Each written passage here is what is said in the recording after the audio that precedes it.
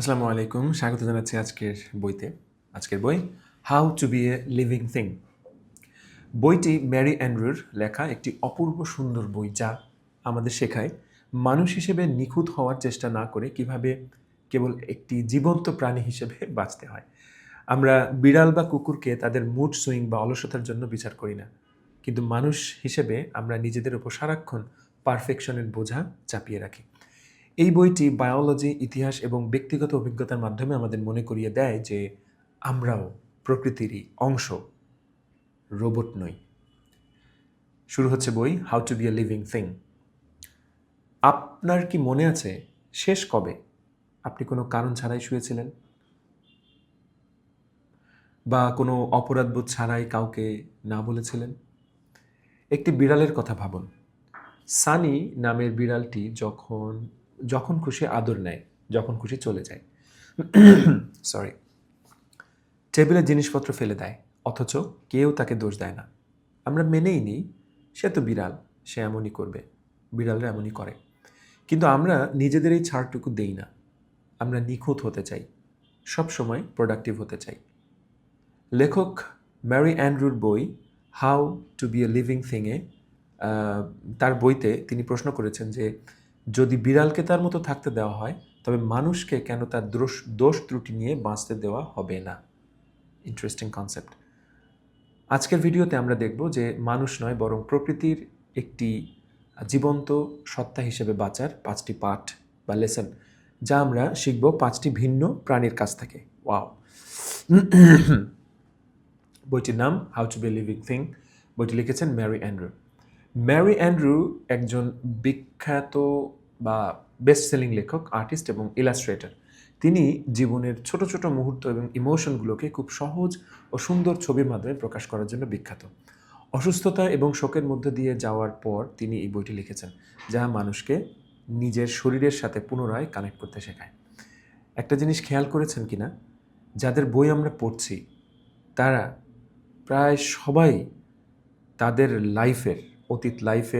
লাইফে ঘটে যাওয়া যে ডাউনসাইড, যে কষ্ট, যে অভিজ্ঞতা, তার ভিতর থেকে এসে সেই অভিজ্ঞতার আলোকেই, সেই কষ্টের আলোকেই তারা পরবর্তীতে বই লিখেছেন, যে বই জনপ্রিয় হয়েছে, মানুষের জীবন বদলাতে ভূমিকা রাখছে। তার মানে লাইফে যখন খারাপ কিছু ঘটে, এটা যে জাস্ট খারাপ কিছু তা না। It can turn out to be something better or great in future. তাই বিশ্বাস রাখুন। অলরাইট, প্রথম অধ্যায়, অর্কা তিমি এবং ঘর্ষণের প্রয়োজনীয়তা। আমরা ভাবি আরামদায়ক জীবনই সেরা জীবন, কিন্তু আসলে কি তাই? লরি মারিনো নামের এক বিজ্ঞানী অর্কা তিমির উপর গবেষণা করে দেখেছেন। তিমি মাছ এক ধরনের। অ্যাকোয়ারিয়ামে থাকা তিমিদের জীবনে কোনো বিপদ নেই, খাবার রেডিই থাকে, কিন্তু তারা সেখানে অসুখী। তারা ডিপ্রেশনে ভুগে অ্যাকোয়ারিয়ামের দেয়ালে মাথা ঠুকে আঘাত করে, কারণ তাদের জীবনে কোনো চ্যালেঞ্জ বা ফ্রিকশন নেই। সমুদ্রে শিকার ধরা বা ঢেউয়ের সাথে লড়াই করাই তাদের জীবিত রাখে। কোভিড লকডাউনের সময় আমাদের জীবন এমন হয়ে গিয়েছিল, সব কিছু সহজ কিন্তু প্রাণহীন। লেখক বলছেন আমাদের জীবনেও বেঁচে থাকার জন্য একটু স্ট্রাগল, একটু অনিশ্চয়তা এবং কোনো কিছু পাওয়ার তীব্র আকাঙ্ক্ষা প্রয়োজন। স্ট্রাগল, অনিশ্চয়তা এবং আকাঙ্ক্ষা প্রয়োজন। আরাম আমাদের স্থবির করে দেয়, স্লো করে দেয়, আর চ্যালেঞ্জ আমাদের জীবিত রাখে। তাই সবসময় কমফোর্ট জোন খুঁজবেন না। জীবনের ঘাত প্রতিঘাতই প্রমাণ করে যে আপনি বেঁচে আছেন। ওয়াও! দ্বিতীয় অধ্যায়, কোকো দ্য গরিলা এবং শোকের ভাষা। কোকো নামের বিখ্যাত গরিলাটি সাইন ল্যাঙ্গুয়েজ জানত। সে মানুষের কাছে একটি বিড়াল ছানা চেয়েছিল, যার নাম দিয়েছিল অলবল। একদিন গাড়ি চাপায় বিড়ালটি মারা যায়। কোকো সাইন ল্যাঙ্গুয়েজে জানিয়েছিল খারাপ, দুঃখ, খারাপ, মানে কোকো সে গরিলাটি সাইন ল্যাঙ্গুয়েজে বলছে যে খারাপ লাগছে তার, এবং দুঃখ খুবই খারাপ। কিন্তু তার আসল ভাষা ছিল তার কান্না। সে সারা রাত খাঁচার দেয়ালে আঘাত করে মানুষের মতোই কেঁদেছিল। মানুষে মানুষে ভাষার পার্থক্য হতে পারে। আপনার নীল আর আমার নীল এক নাও হতে পারে, কিন্তু কান্না বা শোক এর কোনো অনুবাদ লাগে না। চমৎকার কথা। চিলিতে, একটা দেশ চিলিতে, একবার লেখক ট্যাক্সিতে বসে কাঁদছিলেন। ড্রাইভার ভাষা না বুঝেও শুধু বলেছিল, পব্রেসিতা, বেচারি। গরিলা হোক বা মানুষ, শোক আমাদের সবাইকে এক সুতোয় বেঁধে দেয়। তাই শোক বা কান্না কোনো দুর্বলতা নয়, এটা ইউনিভার্সাল ভাষা যা প্রমাণ করে আমরা ভালোবাসতে জানি। তৃতীয় অধ্যায়, ঝিনুক এবং ষষ্ঠ ইন্দ্রিয়। ফ্রাঙ্ক ব্রাউন নামের এক বিজ্ঞানী সমুদ্র থেকে কিছু ঝিনুক বা অয়েস্টার এনে শিকাগোর ল্যাবে রেখেছিলেন।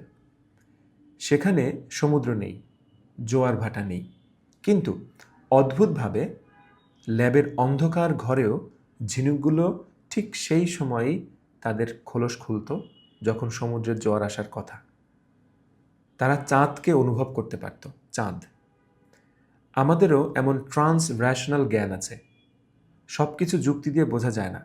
নাচ বা গানের সময় আমাদের শরীর এমন কিছু অনুভব করে যা বিজ্ঞান ব্যাখ্যা করতে পারে না। আমরা নিজেদের ষষ্ঠ ইন্দ্রিয় বা ইনটিউশনকে অবহেলা করি, কিন্তু ঝিনুক আমাদের শেখায় প্রকৃতির ছন্দের সাথে তাল মিলিয়ে চলতে গেলে লজিকের চেয়ে অনুভূতির উপর বিশ্বাস রাখা বেশি জরুরি। তাই সবসময় যুক্তির পিছনে ছুটবেন না। আপনার শরীর এবং মন যা বলছে বা গাট ফিলিং, তার উপরও ভরসা রাখুন। চতুর্থ অধ্যায়, ইঁদুর এবং আমাদের ছায়া। নিউ ইয়র্ক শহরে সবাই ইঁদুরকে ঘৃণা করে। আমরা তাদের মারার জন্য বিষ বা আঠা ব্যবহার করি, যা অন্য প্রাণীর ক্ষেত্রে নিষ্ঠুর মনে হতো। কিন্তু আমরা ইঁদুরকে কেন এত ঘৃণা করি? মনোবিজ্ঞানী কার্ল জংয়ের মতে আমরা ইঁদুরকে ঘৃণা করি কারণ তারা আমাদের শ্যাডো সেলফ বা অন্ধকার দিকটা মনে করিয়ে দেয়। ইঁদুররা আমাদের মতোই, তারা টিকে থাকার জন্য লড়াই করে, নোংরায় থাকে, আবর্জনা ঘাটে। লেখক যখন অসুস্থ হয়ে হুইল চেয়ারে ছিলেন তখন মানুষ তার দিকে তাকাতে চাইতো না, ঠিক যেভাবে মানুষ ইঁদুর বা হোমলেস মানুষদের দেখে মুখ ফিরিয়ে নেয়। আমরা দুর্বলতা, অসুস্থতা বা দারিদ্র্য দেখতে চাই না, কারণ আমরা ভয় পাই যে আমরাও একদিন এমন হতে পারি। কিন্তু ইঁদুরের মধ্যেও মায়া আছে। তারা তাদের বন্ধুদের খাঁচা থেকে মুক্ত করে, কাতুকুতু দিলে হাসে। যাকে আমরা ঘৃণা করি তাকে আসলে আমাদের বোঝা দরকার। তাই ঘৃণা বা বিরক্তি আসলে আমাদের নিজেদেরই ভয়। দুর্বল বা উপেক্ষিতদের দিকে মমতা দিয়ে তাকান, তবেই নিজের ভয় কাটবে। অধ্যায়টা আসলেই ভিন্নভাবে ভাবতে শেখাচ্ছে আমাকে। প্রয়োজনে আপনারা আবারও শুনবেন। পঞ্চম অধ্যায়, জুলিয়ান অফ নরউইচ এবং র্যাডিক্যাল অপটিমিজম। 1349 সালে প্লেগ মহামারীতে ইংল্যান্ডের এক নারী জুলিয়ান অফ নরউইচ তার সব আপনজনকে হারিয়েছিলেন। মৃত্যুশয্যায় শুয়ে তিনি এক অদ্ভুত সত্য উপলব্ধি করেন। তৎকালীন সমাজ বলতো মানুষ পাপী, প্রকৃতি খারাপ এবং ঈশ্বর শাস্তি দেন। কিন্তু জুলিয়ান লিখেছিলেন, প্রকৃতি পবিত্র, আমাদের শরীর পবিত্র এবং ঈশ্বর মায়ের মতো মমতায় ভরা। এত মৃত্যুর মাঝেও তিনি বলেছিলেন, অল শ্যাল বি ওয়েল, সব ঠিক হয়ে যাবে। এটি কোনো অন্ধবিশ্বাস নয়, এটি হলো প্রকৃতির উপর গভীর আস্থা।